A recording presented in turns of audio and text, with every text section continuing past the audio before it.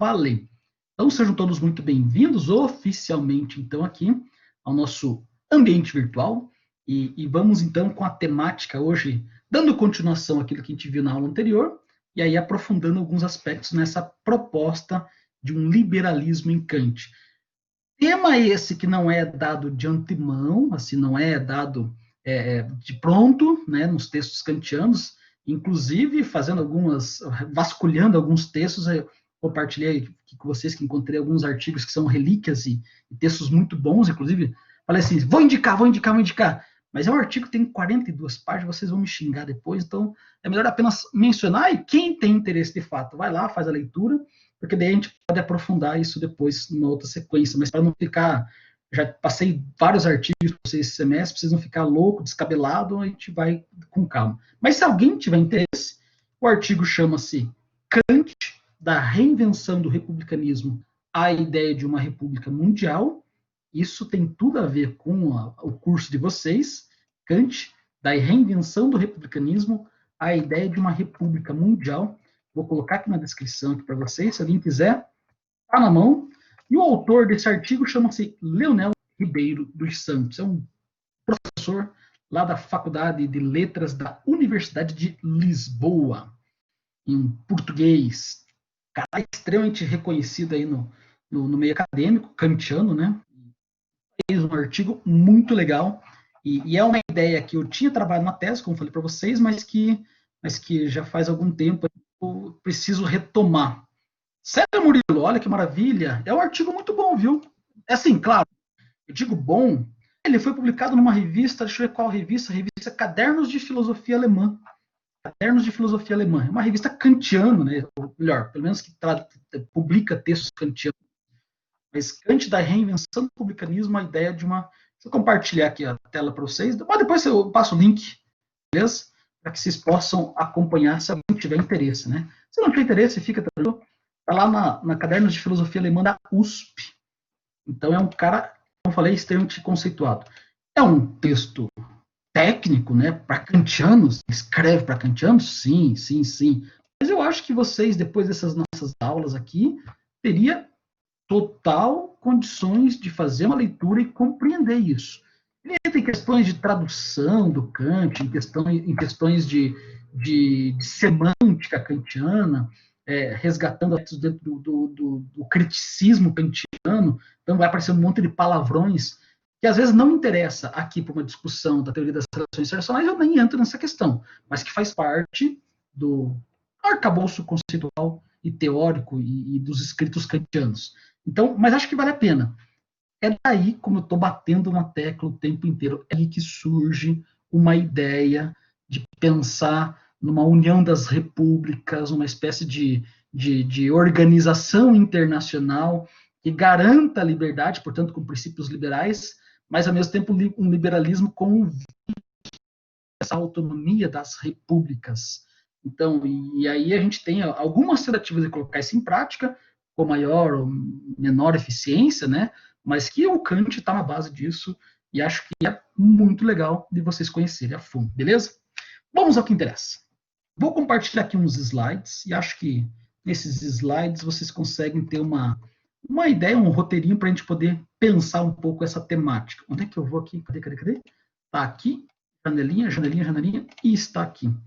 Liberalismo e republicanismo em Kant. Então, assim, como a gente falou ontem, eu fiz um resumo e uma introdução de alguns aspectos desse pensamento kantiano, com base em dois textos centrais aqui, resposta à pergunta, que é esclarecimento, e ideia de uma história universal, de um ponto de vista cosmopolita. Não falo propriamente desse texto da ideia, vamos mencionar alguns trechos de texto agora, hoje, mas, basicamente, são esses dois textos que a gente faz como uma introdução. Agora, me servindo de algumas ideias do texto do professor Leonel Ribeiro dos Santos, vou apresentar outros elementos que compõem a caracterização dessa perspectiva de um republicanismo em Kant. Preparados? Vamos lá? Bora! Então, assim, como o próprio artigo, como o próprio tema, né, do artigo do professor Leonel Ribeiro dos Santos, ele diz assim, ó, a gente reinventa a ideia de um republicanismo. E essa teoria do republicanismo do Kant, de um liberalismo republicano, ela vai se inscrever, vai estar alinhada a uma visão geral da história. Como eu havia dito ontem para vocês, que pensar o tema da política, pensar o tema do direito, pensar o tema de uma filosofia kantiana que defenda um liberalismo e um republicanismo, é pensar dentro de um contexto maior das obras e dos escritos kantianos. Esse contexto maior é o contexto de uma filosofia da história, ok? E claro que essa filosofia da história, há uma discussão aqui se ela é um desmembramento da sua teoria prática, da filosofia prática kantiana, ou se ela é um desmembramento da parte da filosofia kantiana chamada filosofia teleológica. Eu defendi na minha tese que ela seria dessa segunda opção, de uma perspectiva teleológica. Meu orientador achou que estava uma hipótese um tanto quanto furada, né, mas me aprovou na banca, então acho que viu valor nisso, e é mais ou menos nessa ideia que eu pretendo desenvolver aqui. E por isso que então se escreve nessa problemática da história da humanidade e a destinação moral que ela tem, e junto de uma proposta de criação de instituições políticas fundadas nos princípios do direito, um direito internacional, portanto, republicano, exigido pela razão. Então, a problemática é um pouco essa. Nós não vamos estudar isso de maneira desconectada da filosofia maior do Kant, beleza? E é nesse sentido, então, que o Kant vai reinventar a ideia moderna de república e de republicanismo. Ainda que isso possa não parecer muito óbvio no primeiro momento, porque há uma problemática. Sempre se estudou os escritos do Kant voltada para a teoria do conhecimento. Para falar do quê?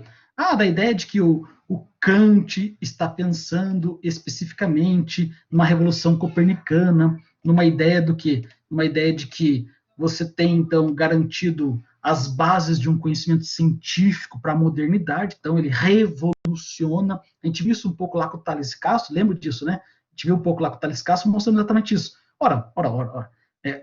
A ideia de fenômeno, a ideia de um idealismo alemão. Então, sempre se estudou Kant a partir dessa perspectiva, de uma teoria do conhecimento, tentando entender como é que a gente conhece as coisas. E sempre se deixou de lado os textos, fala a nível de academia, a nível de pesquisa, sempre se deixou de lado os textos da política e os textos do direito. Mas, nem por isso, esses temas kantianos não foram pensados desde o início por Kant. Né, que primeiro ele se dedicou a fazer a sua teoria do conhecimento e só depois pensou na política. Não. Ele publica as suas 3 primeiras obras, a Crítica da Razão Pura, a Crítica da Razão Prática e a Crítica do Juízo, né, a trilogia kantiana para falar sobre teoria do conhecimento, ética e juízos. Quando ele publica isso, ele já tinha em mente uma ideia sistematizada. E ele sabia perfeitamente aonde é que cada item, cada coisa iria nessa composição geral. Por que eu estou defendendo isso aqui nesse momento? Um motivo muito simples, meus caros. Para dizer que o Kant não é um pensador que escreve textos como eu escrevo, por exemplo. Eu não sou um gênio. Eu não faço as coisas dentro de um sistema. Eu publico textos desde aborto da menina de 10 anos, como vocês viram lá, o artigo que eu publiquei no Estadão, que saiu no domingo, desde um tema de aborto da menina de 10 anos, para falar sobre o direito, até questões de estética e filosofia da arte. E na boa, eu defendi um Kelsey lá, mas não é que eu defendo o Kelsey. Eu estou preocupado mais em fazer a exposição de uma ideia que eu tive um insight naquele momento, mas que não faz parte de um projeto sistemático, criticista. Ao contrário, eu sou pura contradição. E eu me dou o direito de ser contradição. Eu não sou como Kant, né? E não tenho a pretensão de ser um cara sistemático, organizado. Eu estou aqui para falar da vida, dos meus momentos, e com isso eu quero dizer o seguinte, quero dizer que eu posso me contradizer, posso publicar um artigo aqui agora, escrever um livro sobre isso aqui agora, e depois escrever um artigo criticando isso. Mas isso não é o que acontece com o Kant. O Kant é um pensador sistemático. E quando ele faz a publicação das suas obras, ele já tinha pensado qual é a função, dentro desse projeto da razão crítica, qual é a função da política, do direito. E aí, portanto, e por que estou fazendo essa defesa? Para mostrar exatamente esse caráter sistemático do Kant, perfeito? Por isso que Dito isso, feito essa ressalva, a gente pode dar um passo além nessa nossa proposta de pensar isso. Ora, mas é possível, então, o liberalismo e o republicanismo em Kant? Parece haver uma aparente contradição nesses dois conceitos. E é o que a comunidade acadêmica geralmente mete o dedo na ferida no Kant e diz: Kant não pode ser liberal e republicano no mesmo tempo. Por que não, professor? Porque ser republicano, cuidar da res pública, cuidar e zelar da coisa pública, implica necessariamente intervir na liberdade dos indivíduos. Mas o liberalismo, professor, não tem a ver com dar a liberdade aos indivíduos? Pois é. Que tipo de Estado é esse, então? Está defendendo que deve dar a liberdade às pessoas, mas ao mesmo tempo fica interferindo por conta de um ideal republicano. Pois é. Essa é uma aparente contradição que nós temos nos textos do Kant e, portanto, revela, então, essa tendência comunitarista ou anticomunitarista. Murilão, pode perguntar aí, manda bala. Se quiser abrir o microfone. Pode falar. Essa crítica da academia não seria uma crítica muito pós-moderna ao Kant? Perfeito. É um olhar anacrônico, eu diria. Mas sabe por que também, Murilo? É um olhar anacrônico, pós-moderno, é um olhar depois de muita coisa, muita água ter rolado, mas é porque também a própria terminologia, os próprios termos. Lembra que o professor Mauro levantou isso, que o termo republicanismo, ou melhor, desculpa, o termo utilitarismo, ou o termo liberalismo, ele foi surgindo no século XIX. E ele fez uma ressalva nesses termos, para dizer que o Locke poderia ser considerado um pensador liberal, não como a gente pensa, não como a pós-modernidade pensa a ideia de liberalismo. Mas é o germe, ali está a semente, ali está a primeira tentativa de formulação daquilo que virá a ser o chamado liberalismo. O mesmo acontece com Kant. Inclusive, vocês vão ver nos próximos slides que eu faço uma ressalva nesse sentido. Kant utiliza, para se reportar a uma ideia de uma república, ele se utiliza de vários conceitos em alemão. Ele não usa apenas um único conceito. E o que isso implica, Murilo? Implica na dificuldade em tentar traduzir o que o Kant está dizendo. Assim como era difícil traduzir o que o Locke estava dizendo, assim como é difícil traduzir o que o próprio Stuart Mill estava dizendo. Então, nós vamos formular teorias a partir do que esses caras escreveram muito posteriormente. Depois que a academia começa a se debruçar nesses textos e começa a criar teses, formular teorias. E aí a gente começa a elencar essa teoria, mas então sim, John Locke pode ser um liberal. Porque essa teoria do liberalismo implica naquilo que ele estava falando. Então, perfeito. Mas não tinha o termo ainda, não interessa, é a ideia. O mesmo acontece com Kant. Então tem a ver com isso, Murilo, de uma análise pós-moderna, mas tem a ver com essa contextualização. E olha que louco, dá uma olhadinha nisso aqui. A gente usa com frequência nos termos kantianos, né, os termos kantianos, usa com frequência os termos republic, republicanismos, republikanisch, republikanisch Verfassung. Então são trechos em alemão onde aparece esse vocabulário. E o maldito problema de tradução vai nos levar a essa incompreensão às vezes. Todos esses termos eram traduzidos por república ou tinha a ver com a mesma noção, o republicanismo ou república. Mas aí tem um outro maldito texto do Kant que ele escreve não mais republicanismo, republicanismo, que possui o mesmo radical da palavra, mas agora aparece lá o Das Gemeinwesen. Das Gemeinwesen. E aí não tem nada a ver com o radical da palavra, é uma palavra totalmente diferente, mas que foi traduzido ora por república, ora por comunidade, ora por Estado apenas. E o Estado não necessariamente um Estado republicano. Então, esses problemas kantianos de tradução, eles são muito frequentes. Isso implica em uma análise semântica mais aprofundada. Não é nosso objetivo aqui, tá? Não é nosso objetivo aqui. Pois é. Não, imagina, Murilo, ler o Kant no original. No original. Porque daí você tem algumas traduções que são reconhecidas como benéficas, como boas, né? A tradução francesa, depois a Cambridge publicou uma edição em inglês que também é muito boa, mas por conta do inglês ser uma língua muito pobre, né? Há uma pobreza conceitual, ela simplifica demais termos que no alemão não são simples, então também sofre algumas críticas. Mas a francesa é muito boa. Eu não à toa que há uma escola francesa de kantianos que se debruça da Kant já faz pelo menos uns 50, 60 anos. E os caras são referências hoje. Meu orientador adora esses caras aí. Inclusive, ele fez pós-doc na França, e atualmente ele vai ministrar cursos lá na França. Então, o cara está no topo dessa elite kantiana e consegue dialogar com eles nessas traduções. Mas o que eu quero dizer com isso, pessoal, para além desses problemas semânticos que não nos interessam nesse momento aqui, é apenas dar uma palhinha da dificuldade que é em tentar caracterizar o Kant como um republicano.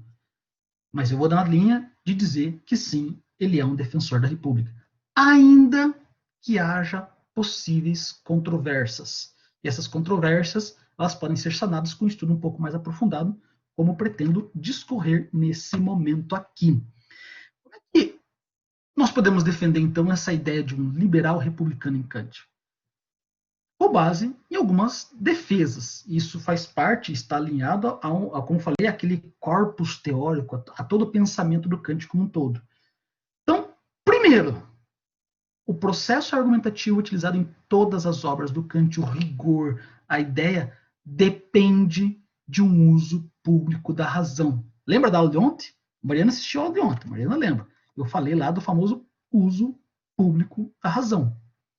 E o Kant se colocava, ele fazia uma exposição dessas ideias, seja em artigos, seja em obras que ele publicava, seja no seu trabalho como professor, como preceptor na Universidade de Königsberg. E a ideia ele defendia suas teses publicamente. E ele usava desse uso público da razão, desses processos argumentativos, para reafirmar isso. Beleza? Alguém quer falar? Se alguém quiser falar, manda bala. Estão me acompanhando? Estão me acompanhando? Mais ou menos. A segunda ideia que vai na linha de defender o Kant como um liberal republicano vai na ideia das defesas que ele faz do princípio da liberdade e da igualdade. Sem liberdade e sem olha o uso público da razão, exigindo numa discussão razoável, racional, a noção de igualdade latente ali. Eu lembro quando eu fiz um uso de um neocantiano, dos termos neocantianos, que é o Habermas, dizendo que o cara, quando fala, tem que ter resguardado a pretensão de verdade, a noção de produzir consenso, um discurso razoável, e, portanto, que ele possa ser tomado como tal, como verdadeiro. Então, essas são as condições de igualdade. Todo mundo está em pé de igualdade. Olha a dificuldade que é de julgar um caso. Por exemplo, se vocês lembram lá, o deputado Carli Filho, né, se envolveu naquele acidente, e como é que é o nome da mãe da Yared lá, Cristina, alguma coisa Yared, e olha a dificuldade que é de fazer um julgamento de um sujeito que é uma personalidade pública como ele, a dificuldade que foi fazer o julgamento. Ele foi condenado, recorreu, foi para a júri popular, o júri popular condenou ele, mas olha a dificuldade de você fazer um julgamento em pé de igualdade quando toda a comunidade, quando toda a sociedade já está escrachando ele de assassino. Não estou entrando no mérito se é ou não é, não estou entrando no mérito de fazer uma defesa dele, mas estou dizendo o seguinte: para a gente chegar a essa suposta verdade dos fatos, a gente precisa estar em pé de igualdade. Ele chegou nos tribunais, não estava em pé de igualdade. Toda a sociedade já havia criminalizado a conduta dele. Pronto. Então fica muito difícil. O que o Kant quer mostrar é que ele faz uma defesa, nesse uso público da razão, de que todos sejam livres para poder argumentar da forma que quiser e estejam em pé de igualdade. Isso é um exercício, é um pré-requisito fundamental para o exercício da razão. Então ele faz uma defesa disso. E isso está perfeitamente alinhado a um ideal liberal, ok? Ao mesmo tempo, ele faz uma recusa textualmente, publicamente, de uma proposta déspota, de um despotismo, né, representado pelo dogmatismo especulativo que despreza o povo da experiência sensível. Ele vai fazer algumas ressalvas apenas quando vai se reportar ao rei Frederico II e dizer que esse tipo de despotismo ainda seria melhor que uma anarquia libertarista.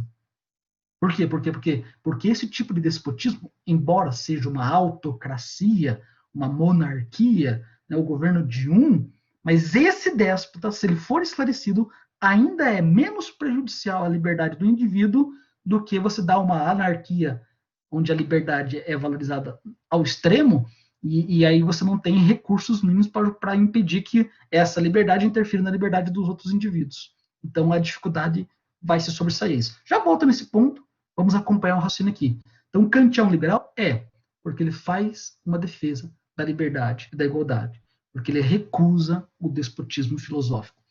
Porque na própria noção de crítica, como exercício responsável da maturidade civil, de quem sabe ser intérprete de seus próprios interesses, e não precisa de tutores que digam o que deve ser feito, também isso faz parte de uma defesa kantiana. Lembra que eu falei para vocês ontem, né, na aula anterior, né, sobre a ideia de que a preguiça e a covardia fossem as causas da minoridade e que nós só conseguiríamos sair dessa minoridade quando fazermos uso da nossa própria razão? Caraca, isso é a defesa completa de um ideal liberal. Não estamos aqui dependendo de nenhum guia, mas estamos valorizando esse aspecto, né, que não precisa, para que a gente, que é o espectro do esclarecimento, do iluminismo. E, ao mesmo tempo, ele concebe a razão como espaço livre, aberto e público de partilha efetiva de pensamentos sem constrangimentos. Se houver coerção ou constrangimento, não há liberdade. Não é isso que o Kant está propondo. Então, ele é perfeitamente um pensador liberal. Ora, professor, tantas ressalvas assim para dizer que o Kant é liberal, a gente já tinha aceitado isso. Pois é, a comunidade acadêmica não aceita de antemão, você precisa defender isso. Não é muito claro. Eu que estou defendendo, junto com um grupo de teóricos, mas que a gente está caminhando numa linha interpretativa de classificar esse grande sujeito como um pensador liberal, e isso nem sempre é óbvio. Por isso a gente precisa necessariamente fazer uma defesa desse tipo. Beleza, beleza, beleza? Estão me acompanhando aí? Estou divagando demais? Me avisem, tá? Me avisem. Professor, não entendi. Puta, perdi que dormi aqui, professor. Se estiver dormindo, me avisa. E aí vem uma citaçãozinha lá do livro, não é bem um livro, eram os manuais do curso de antropologia que o Kant tinha redigido. Na verdade, não foi ele que redigiu, foi um aluno dele. Ele tinha alguns trechos de texto que ele tinha feito as suas preleções, né? E daí um aluno especialmente foi lá e coletou tudo isso e fez anotações das aulas dele. E essas anotações das aulas foi publicado posteriormente, né? Dos textos do curso de antropologia.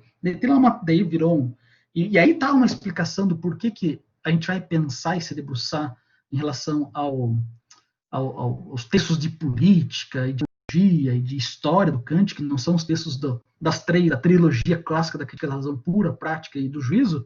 Por quê? Porque não tinha ainda uma edição completa, organizada de todos os textos filosóficos. Isso vai acontecer na década de 80, e a partir de então, novos textos surgem no cenário para estudo. E aí esses manuais do curso de antropologia vai apresentar algumas noções que vai ventilar e trazer à tona várias temáticas. E aí ele coloca uma citação lá: as decisões são obtidas por consenso dentro de uma proposta de uma defesa desse liberalismo. As decisões são obtidas por consenso ou assentimento livre de cidadãos. Ou, olha que interessante, em caso de conflito entre as partes envolvidas, as decisões devem ser decididas não arbitrariamente por quem tem ou se arroga ter o poder, mas mediante um processo análogo ao procedimento forense, em que é dada a cada parte a possibilidade de exporem a sua causa e seus argumentos perante um juiz, que aí sim decidirá a legitimidade de suas pretensões. Deixa eu ouvir a tua pergunta. Se a academia não acha que Kant era liberal, onde eles colocam o Kant? Boa pergunta, boa pergunta.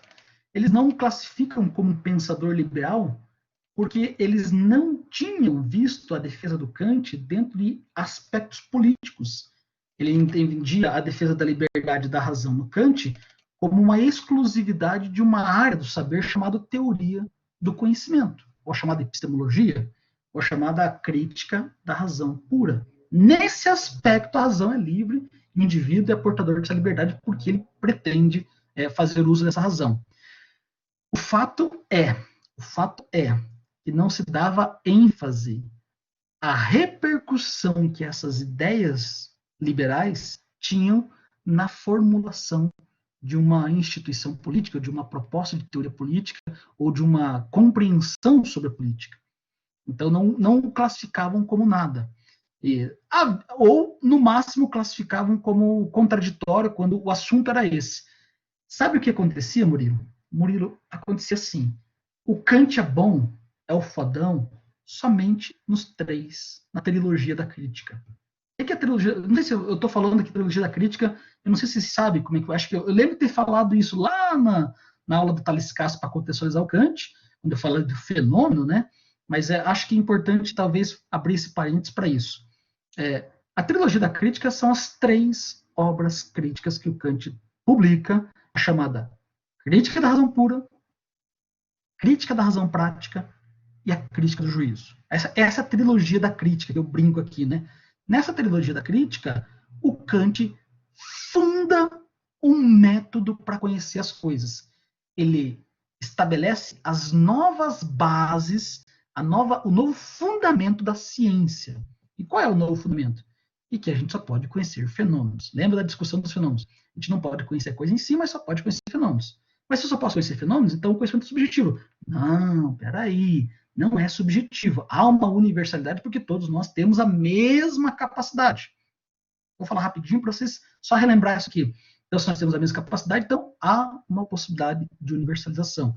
Então, lembra dos fenômenos? São individuais, subjetivos, mas há uma regularidade entre os fenômenos e é isso que nós podemos chamar de ciência. Ok? Fecho parênteses. Então, Kant é bom, ele não é contraditório, ele monta um sistema fechadinho, ele é o fodão nessa trilogia. Sobre os outros textos menores, os cursos de antropologia, do que é esclarecimento, o texto da ideia de um ponto de vista cosmopolita, esses textos, Murilo, eram sempre deixados de lado e eram chamados de textos menores. Porque, na compreensão da academia, ele carecia do mesmo rigor. Ele não tinha o mesmo rigor com que as outras obras do Kant eram tratadas. E, portanto, simplesmente não se estudava. E, portanto, Murilo, simplesmente não era classificado. Nem entrava na discussão política de uma proposta de um liberalismo o sujeito chamado Kant. Somente depois que foi feita essa organização da edição completa, que alguns textos foram trazidos à tona, é que então começou a se discutir para além da teoria do conhecimento, para além da epistemologia, para além da ética, textos voltados para a política. E aí começou a discussão. Mas então, se fôssemos enquadrar a teoria kantiana sobre a política, onde é que se enquadraria? E aí começou o processo de tentar fazer uma defesa de que o Kant, sim, é um liberal. Beleza? E mesmo quando ele fala que a teleologia, né, o objetivo final é chegar numa reunião, numa comunidade internacional de repúblicas, ainda assim, como eu falei para vocês, os textos traduzidos não falavam de república. As traduções falavam de uma reunião dos estados, uma reunião dos países, não uma reunião das repúblicas. E aí tinha uma dificuldade em classificá-lo como tal. A academia, ela tem as suas vantagens, porque mantém o rigor, isso aprofunda, isso não dá margem para ambiguidades, mas, por outro lado, é um saco, porque esse rigor tira e pratica uma série de injustiças com o próprio autor. Que vocês não cometam esses mesmos erros, ou se forem fazer isso, que façam para poder melhorar essas compreensões, ok? Feita essa ressalva, viu, Murilo? Para a gente não adentrar demais em questões técnicas e semânticas kantianas, mas avançar um pouquinho aqui. Mas acho que é importante a pergunta isso, tá? Sim, com certeza precisa de uma autocrítica constante. É porque a maioria das vezes, Murilo, aqueles que lá estão, e agora vou fazer uma crítica, né, ferrenha aqui, a gente chama de geração CAPES, aqueles que lá estão fazem a graduação com bolsa, vão para o mestrado com bolsa, fazem doutorado com bolsa, essa famosa geração CAPES.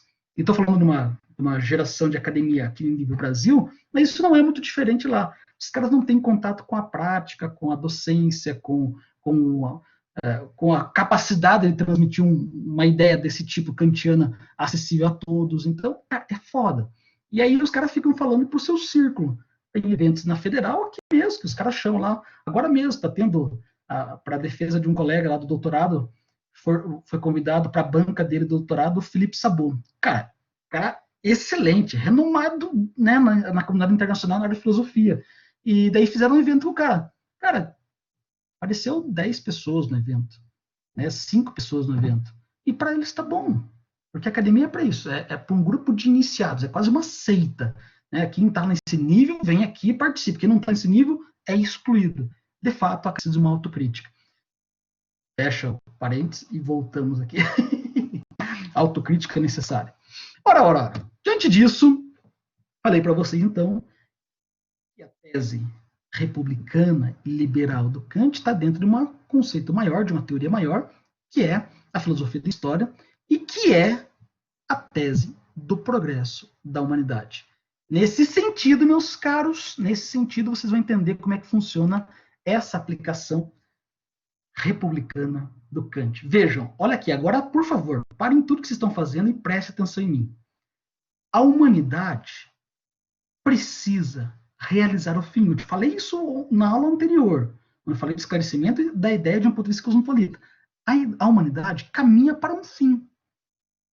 Esse fim último na sua história, ele só pode ser feito mediante várias revoluções. Erschwelle Revolutionen. A instituição de um Estado, e aí sim, mediante muitas revoluções, e mediante, olha o elemento republicano aqui, a instituição de um Estado civil.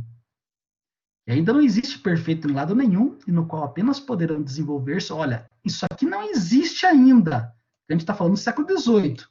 Não existe ainda. E eu arriscaria dizer que em pleno século XXI continua não existindo, ok? Só que garantir, por meio dessas soluções e por meio da instituição de um Estado civil organizado, por meio de um Estado republicano, garantir a liberdade por meio disso é a única possibilidade de a humanidade alcançar o seu fim último. Ok? Porque sem a qual não vai acontecer o desenvolvimento de todos os talentos humanos. E é por isso que esse Estado civil organizado deve ser uma sociedade de seres iguais, no qual tudo esteja construído segundo as regras do direito e da moralidade. Vocês ouviram o termo republicanismo aqui? Vocês ouviram o conceito de república aqui? Expresso, não. Fala de instituição, fala de Estado civil, fala de sociedade de seres iguais, fala que tudo esteja construído segundo as regras do direito e da moralidade, mas não fala de republicanismo. Aí a dificuldade de classificá-lo como tal, ok? Só que essas ideias aqui já estavam nos textos do Kant, nesse antropologia, do curso de antropologia, que foram publicados anterior à famosa trilogia. Isso aqui já estava ali germinado, já estava ali a ideia. Os termos não apareceram, mas a ideia, a grosso modo, é isso. Beleza? Então vejam como é complexo o negócio, mas dá para a gente tateando. E é por isso, então, que nessa proposta de um republicanismo kantiano, nós precisamos criar as condições, olha aqui, jurídicas e políticas para que essa natureza cumpra o seu propósito final. E aí vocês vão entender a importância de uma instituição republicana no cumprimento desse propósito final, desse propósito teleológico, para que a gente possa acabar com as guerras e instituir um projeto de paz perpétua. Como é possível fazer isso, professor? Mediante a união dos povos. E como é possível fazer isso, então? Mediante uma organização das repúblicas unidas numa única proposta de um direito internacional. Diga lá, Murilo! Professor, tipo, tudo que está aqui nos slides até então constitui uma ideia republicana. Perfeito. O erro do Kant não estaria em não deixar explícito isso, não falar, tipo, não usar o termo republicanismo, assim, sabe, tipo, tão na cara, jogado? Eu não chamaria isso de um erro. Eu chamaria isso de uma análise nossa e não reconhecer nesses termos o republicano. Lembra que o Mauro falou? Não, sim. Eu Liberalismo falo, tipo, um erro na visão da academia, né? Porque, tipo, pra academia, aparentemente, tem que ser tudo dado na mão. Você não pode sim. pensar. Mas mais do que isso ainda, viu, Murilo? Não existia um termo com esse sentido que nós atribuímos a uma teoria chamada republicanismo. Não existia um consenso naquele momento sobre isso.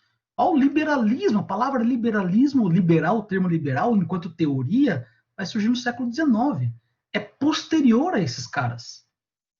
É posterior. Então, o que nós criamos de teoria, né, a pós-modernidade criou de teoria sobre o que os modernos falaram, foi muito posterior. Então, não diria que fosse um erro kantiano, porque ele não tinha como dizer isso. Embora, como ele é um gênio e está acima do seu tempo, em outros momentos ele vai se utilizar disso. Só que não há uma uniformidade. Mas não ter essa uniformidade no conceito não implica em uma falta de rigor e, portanto, deve ser desmerecido. É o que foi feito na academia durante um bom tempo. Ele foi simplesmente excluído do bate-papo das questões envolvendo política, republicanismo e liberalismo, porque a galera não tinha entendido que ele tinha falado isso. Talvez não tinha tido acesso aos textos que falam sobre isso. E quando tiveram acesso aos textos, não reconheceram nos textos esses termos e esses conceitos. Então, não diria um erro do Kant, mas um erro, sim, aí sim, talvez, como você falou, da academia em não reconhecer de prontidão que ele faz parte. E por isso o Leonel Ribeiro dos Santos, em fazer esse resgate para dizer o Kant reinventa a noção do republicanismo. Um republicanismo que lá na Inglaterra do século XVII, lá com Locke, já estava fervilhando, borbulhando, mas com ideais liberais muito específicos, Kant reinventa a noção de república e a noção de um republicanismo, de uma teoria republicana. Mas é complicado, né, Murilo? Não é fácil você transitar nesse meio. Puta que pariu, mas eu vou falar, cara. É preciso fazer um doutorado, uma merda, para entrar nesses conceitos, para daí então você começar a dialogar com esses caras. Porque a comunidade acadêmica ela é tão realmente fechada e não dá brechas para essas interpretações diferentes que você não consegue chegar até lá. Você simplesmente não consegue dialogar. Então, meus caros, vocês têm um longo caminho, viu? Vocês têm um longo caminho.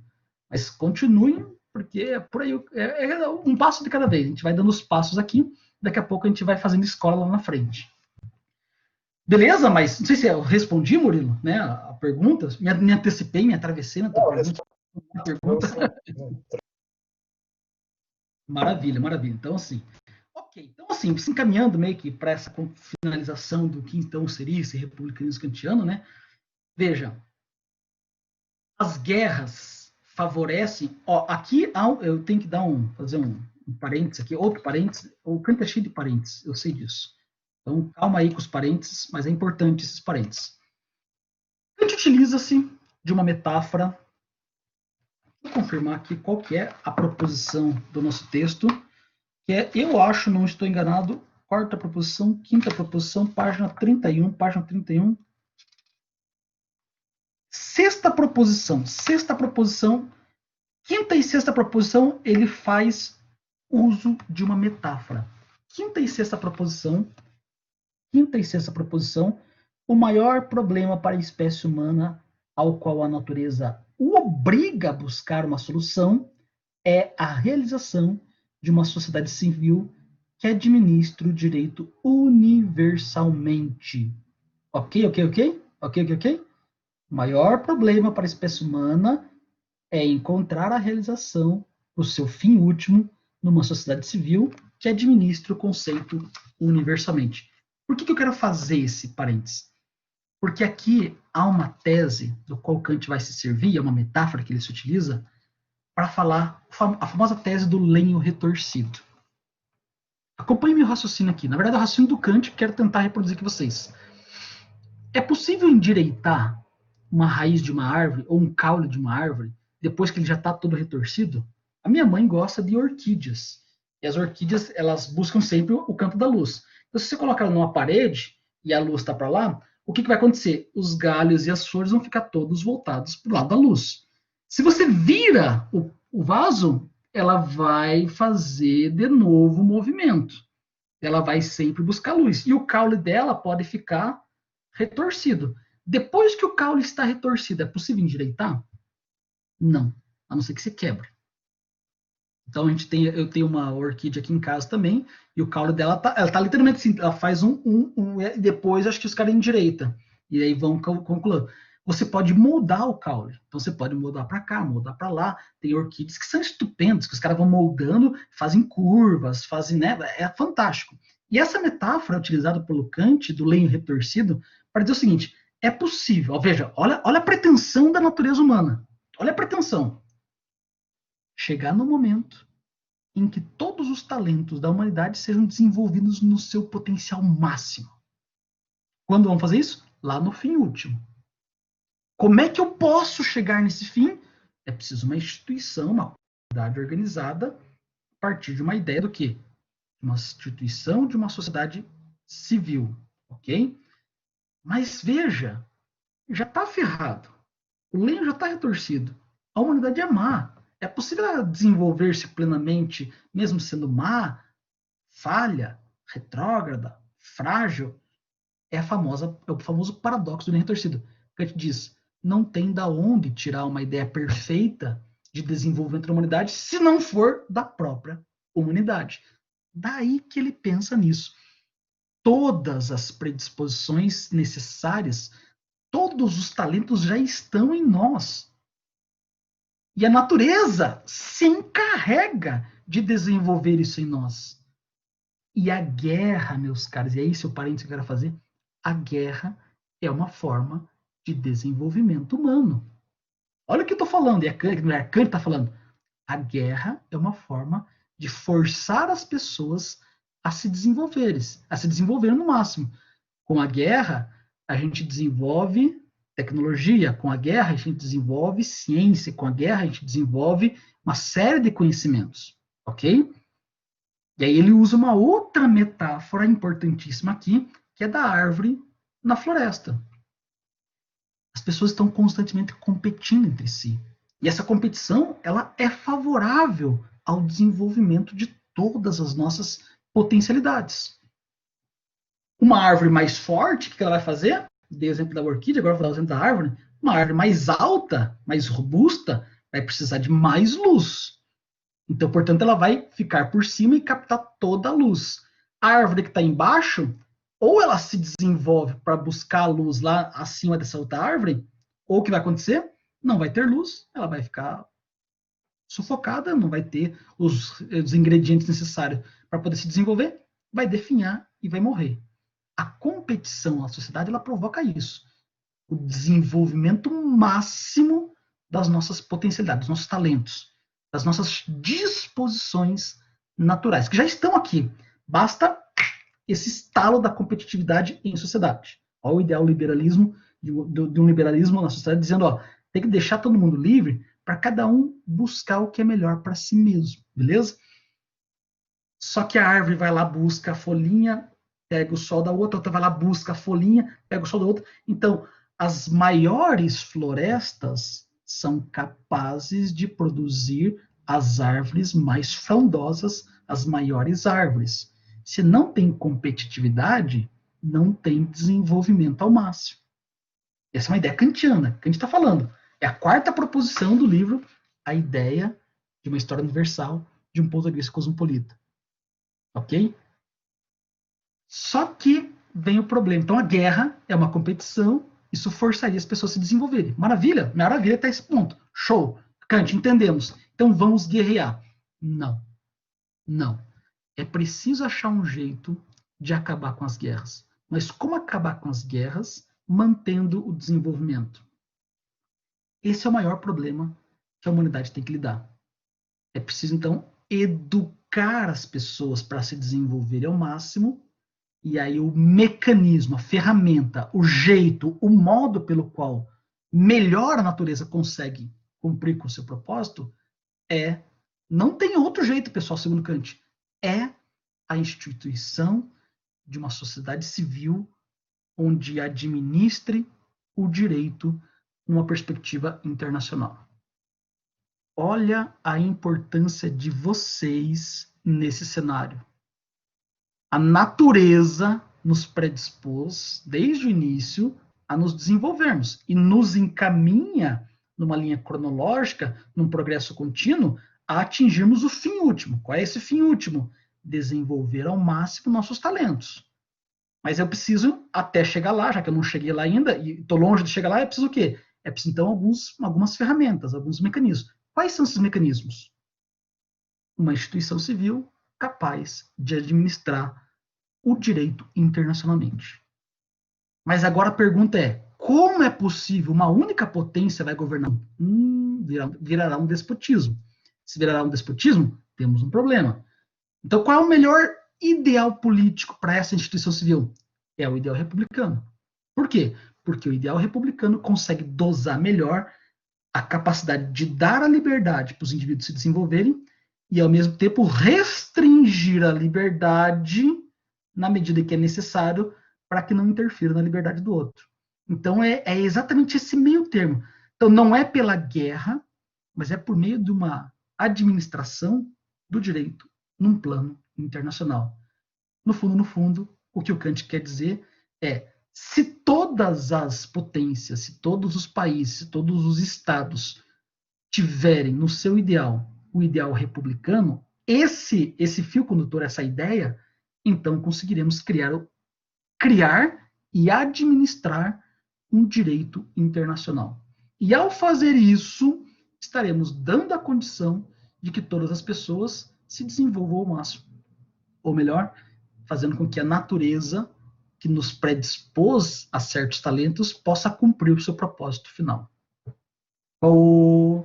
Duas metáforas aqui, lenho retorcido. É possível, então, de um lenho retorcido tirar uma coisa benéfica para desenvolver? Sim, é possível, é possível. Na verdade, não tem outro jeito. É desse lenho retorcido entre revoluções, entre guerras, entre competições, mas, mais perfeitamente, entre a administração de um jeito no plano internacional, e nós poderemos fazer isso. Fecho esse parênteses, deixo como indicação as proposições da obra Ideia de um ponto de vista cosmopolita, ok? Ideia de uma história universal de um ponto de vista cosmopolita. Vou chamar só de ideia, né? O livro da ideia, beleza? Para que vocês possam aprofundar isso. E uma última ideia, para fechar nosso bate-papo, para fechar nossa aula aqui, é o modo como ele pensa, então, essa concepção de uma administração disso e como é que isso desembocaria. Deixa eu ver se foi no slide certo. Foi no slide certo? Estou compartilhando o slide? Sim. Não. Diz que todas as guerras, para que todas as guerras deixem de ser necessárias, deveria ter o quê? Uma união de povos em que eles, através de seus deputados, constituiriam um universal Senado dos povos. Olha que maravilhoso é isso, mas ao mesmo tempo difícil de se colocar em prática, o qual decidirá todos os conflitos dos povos. E este juízo deveria ser executado através do poder dos povos, pois assim estariam também os povos submetidos a um fórum. E a coerção civil, foi mal ali a palavrinha errada. Esse Senado dos povos seria o mais esclarecido que alguma vez o mundo já viu. Essa é a proposta do Kant, de que essa união das repúblicas criasse esse Senado mundial, e esse Senado dos povos seria o mais esclarecido que alguma vez o mundo viu. É por isso que se deve começar, pois antes que isso estabeleça as guerras não terão um fim. O que não pode acontecer, pois a guerra torna cada estado inseguro. E essa insegurança impede o desenvolvimento dessas competências e habilidades. E aí, meus caros, eu tenho mais algumas ideias aqui, mas eu estou vendo que meu tempo já passou aqui e passou bastante do nosso bate-papo. Vocês estão me acompanhando? Tranquilo? Posso continuar? O que vocês estão achando aí? Não? Encerramos por aqui? Vocês cansaram? Me diga aí. Tem mais algumas telas aqui. Se vocês quiserem, a gente encerra e continuamos na próxima aula. Tá de boa? Tá de boa? Tá de boa? Tá de boa? Tá de boa? Então tá bom. Então tá bom. E só você. Tá tranquilo? Então, beleza. Vocês não estão dormindo e não? Não? Então vou continuar pra gente matar essa charada agora. Então, assim, lá nos cursos de. Então, são vários os cursos que foram publicados depois, né? Então, tem cursos de antropologia que o seu aluno publicou posteriormente, depois da década de 90, na verdade foi no início do ano, início do ano 93 foi o primeiro, 99, mas depois já também em 1804, acho que foi o último texto, ele foi publicando esses cursos de antropologia com as suas anotações da aula do Kant, e tem esses trechos de texto que eu mostrei para vocês antes da publicação da trilogia, e tem esses cursos de 81, que são após apenas a primeira obra crítica, né? E é por isso ali que vai aparecer os conceitos centrais do pensamento político kantiano. Quais são esses conceitos, pessoal? A liberdade, a lei e o poder. E aqui a ideia de uma república, ou se vocês lembrarem lá do meu primeiro slide, o segundo slide lá, a tradução do Gemeinswesen, né? Ou, não sei se é assim que se pronuncia, meu alemão não é muito dos melhores, mas o Gemeinswesen, né? Aqui há a primeira ideia de uma república, ou de um estado, ou de um aglomerado de pessoas que se reúnem sobre uma ideia. Então aqui já desponta com a melhor forma de relação entre esses três conceitos. Como é que um estado civil organizado deve lidar com a liberdade, a lei e o poder? Ele vai defender lá nos cursos de antropologia de 81, posterior, portanto, à sua trilogia Big Boss lá das críticas, vai defender com unhas e dentes, né, caracterizando conceitualmente que a melhor forma de lidar com a liberdade, a lei e o poder é o Estado republicano, ok? E aqui nós temos, portanto, uma última citação que eu quero passar para vocês. A autêntica Constituição Civil é muito trabalhosa. E consiste nisso: que o homem tenha tanta liberdade quanto possa encontrar e que seja compatível com a limitação da liberdade de todos de acordo com as leis. Vou repetir. O homem tenha tanta liberdade quanto possa encontrar e que seja compatível com a limitação da liberdade de todos, de acordo com leis justas. E aqui tem de haver uma lei, e tanto poder quanto necessário para executar a lei. Então, veja, você tem que ter a liberdade e você tem que alinhar essa liberdade com a lei. Mas isso basta, professor? Não. É preciso que você tenha liberdade, que essa liberdade esteja de acordo com a lei e que tenha um poder necessário para executar essa lei. É preciso os três elementos. E aqui vem a grande sacada do Kant. A liberdade, sob uma lei e conectada com o poder, consiste nisso: que as leis são dadas de tal modo como se estivessem origem mediante a voz universal do povo. As leis devem ser um reflexo desse povo, para que seja justa. E olha que louco, e essas leis devem ser visadas por todos, valer para todos, e poder ser dada por todos. Ela parte do povo, é válida para o povo, tem que ser dada para o povo. Só então merece o nome de leis justas. Se o Estado Civil consegue garantir essa liberdade, olha, aqui poderíamos colocar na atividade nossa uma terceira ideia que se distinguiria do liberalismo do Locke e do liberalismo do utilitarismo. Ok? Aqui há o elemento de que haja leis justas provenientes do povo. E aí sim, ó, só então, então, se por conseguinte a liberdade, a lei e o poder se encontrarem juntamente, então a Constituição Civil é a mais conforme à regra e a melhor de todas.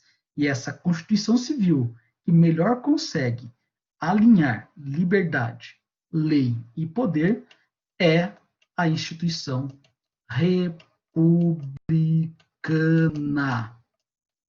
Ó. Aham. Meu Deus do céu, como é difícil escrever com o mouse. Por isso que ele vai fazer a caracterização. Quando você tem numa Constituição Civil lei e liberdade, lei e liberdade, lei e liberdade, mas sem o elemento do poder, o que é que nós temos? Uma anarquia. Tem lei, tem liberdade. Só, mas a anarquia não pressupõe a ausência de lei? Você pode criar leis, mas você não tem alguém que execute essas leis, você não tem um poder constituído para poder fazer isso. Então você tem uma liberdade onde você pode criar as suas próprias leis, mas você não tem quem vai executar essas leis. Então você está diante de uma anarquia. Isso é ruim para o Kant. É muito ruim. Quando você tem lei e tem poder, mas você não tem liberdade, você está diante de um despotismo. Quando você tem poder sem liberdade, nem lei, você está diante de uma barbárie. Agora, quando você tem poder com liberdade e com lei, então estamos diante de uma república. Aqui, mais um parênteses, mais um parênteses, mais um parênteses. Kant, declaradamente, vai fazer uma defesa do despotismo esclarecido do rei Frederico II. Declaradamente. Mas ele só faz essa declaração quando é para contrapor a noção de alguns liberais, que não ainda chamavam-se liberais, mas algumas posições teóricas políticas na época, que estavam na linha de uma anarquia. Se você não tiver isso, a anarquia ela é muito prejudicial. Então, se você tiver a lei e poder, e ainda que você não tenha liberdade, mas você tem um déspota esclarecido que garante um mínimo de liberdade, ainda assim seria melhor. Mas a perfeita harmonia desses três poderes seria exatamente no Estado republicano. E aqui vem, então, o último paradoxo que eu quero transmitir para vocês. Me alonguei demais, estou sentindo que estou falando demais, mas vamos continuar para a gente terminar isso aqui. O homem precisa de um senhor que o governe e o eduque. O homem precisa de um senhor, sem o qual ele não consegue depois ser livre. Ele precisa ser educado para ser livre. Mas para ser educado, ele precisa então ser adestrado nas funções, nos instintos. Ele precisa passar por um processo de menoridade e, ao mesmo tempo, ele tem que obedecer. Ele tem que obedecer. Então, o homem precisa de um senhor que o governe e o eduque. Mas, deve ser tirado da própria espécie humana esse senhor que o governe e o eduque. O leio retorcido. E esse também deve ser um homem que precisa igualmente de um senhor. Um Estado republicano, meus caros e minhas caras, é aquele Estado em que nós temos um senhor, mas esse senhor está submisso ao povo. E esse povo, portanto, está submisso a esse senhor, porque esse senhor vai ter que governar e o educar, mas ao mesmo tempo esse povo vai regular a ação desse líder. Então, portanto, o líder também está submisso ao poder do povo. É um processo contínuo de autorregulação, mas ao mesmo tempo de autoconstatação de uma liberdade para cada um. Por isso que aqui a preferência do Kant em alguns textos pelo despotismo, como eu falei para vocês, ao invés de um libertarismo anárquico. Esse libertarismo anárquico não governaria o povo, não educaria o povo para que eles pudessem ser livres. Perfeito? Fico por aqui. Na próxima aula, a gente retoma sobre isso e, ao mesmo tempo, a gente reafirma algumas teses para que não fique nada passando despercebido. Muita informação, hein? Poxa vida, hein? Se vocês não dormirem e conseguirem me acompanhar, perdemos um guerreiro. Tínhamos 7, agora estamos em 6 aqui. Se vocês estão conseguindo me acompanhar, então vocês passaram no teste. Se vocês dormiram na explicação e não conseguiram acompanhar, eu entendo. Eu passei pelo mesmo processo com vocês. E, portanto, não tem muito o que fazer. Kant é assim, espinhoso, difícil, chato, mas importante. Beleza? Perguntas? Dúvidas? Se não, encerramos aqui.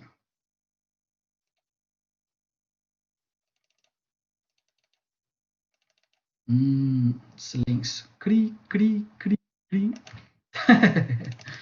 Maravilha, Murilo, maravilha. Então, quem consente, e é por aí o negócio. Muito bom. Para você estar bem, Mariane, que maravilha. Muita informação para processar, realmente.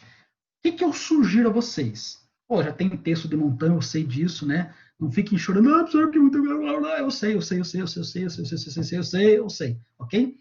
Mas, livrinho de cabeceira, para entender.